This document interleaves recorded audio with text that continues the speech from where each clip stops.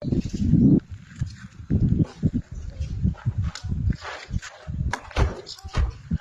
મિત્રો, હવે આપણે આવી ગયા છે સાત હનુમાન મંદિર, જે આપણે હનુમાનજીના દર્શન કરવા જઈએ છીએ.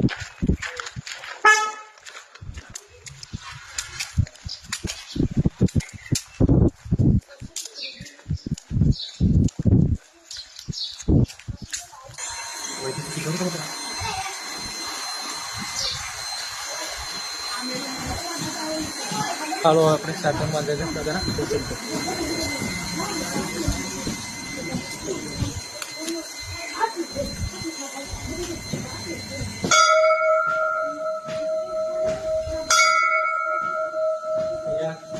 સાત હનુમાન દાદાના દર્શન થાય છે અહીંયા આપેલાથી.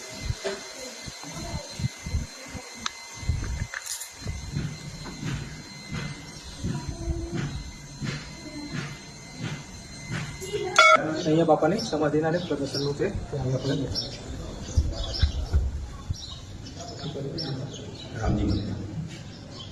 અહીંયા આપણે રામજી મંદિર બનાવેલું છે. અહીંયા શિવજી અને પાર્વતીજી થોડા નીકળેલા છે.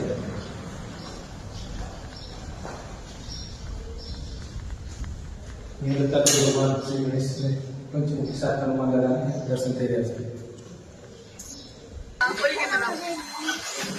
અહીંયા ધીરજ બાપાની મઢુડી બનાવેલી છે, તેના આપણને દર્શન કરાવીશું.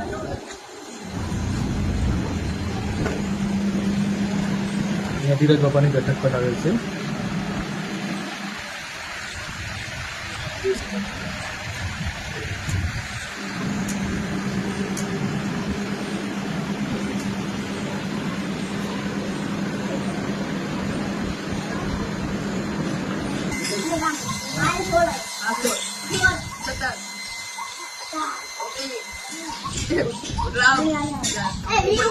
અહીંયા સાત હનુમાન દાદાના શિખર ઉપર એક હનુમાન દાદાની પ્રતિમાનું સ્થાપન કરવામાં આવેલું છે, જે પ્રકૃતિ અને અહીંયા સુંદર રમણીય ચિત્ર બની રહે છે, જે આકર્ષણનું કેન્દ્ર છે. લોકો એને નિહાળવા બહુ દૂર દૂરથી લોકો આવે છે.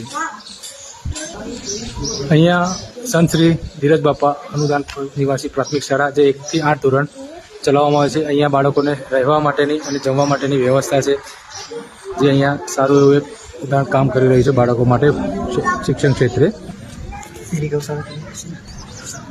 જો અહીંયા એક સુંદર રમણીય વાતાવરણ ઊભું થયેલું છે, જે ડુંગરોની વચ્ચે અહીંયા હનુમાન દાદાની સ્થાપના થઈ છે અને ધીરજ બાપા કરીને એમને અહીંયા સ્થાપના કરી અને અહીંયા એક આશ્રમ ઊભો કરેલો છે, જે સુંદર રમણીય છે અને અહીંયા પ્રવાસન સ્થળ તરીકે બી જાણીતું છે. અહીંયા સૌરાષ્ટ્રની અને આજુબાજુના લોકો ઘણી અહીંયા યાત્રા કરવા આવે છે.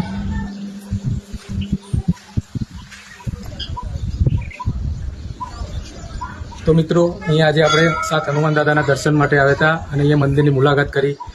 હવે આપણે અવનવા પર્યટક સ્થળો બીજા આપણે બતાવીશું. તો આ પર્યટક સ્થળ તમને કેવું લાગ્યું તેના માટે તમે મને મારી આઈડીને ફોલો કરી અને વ્યૂઝ આપજો, જેથી કરીને આગળ તમારા માટે નવા કંઈક સ્થળોનું હશે તો તમને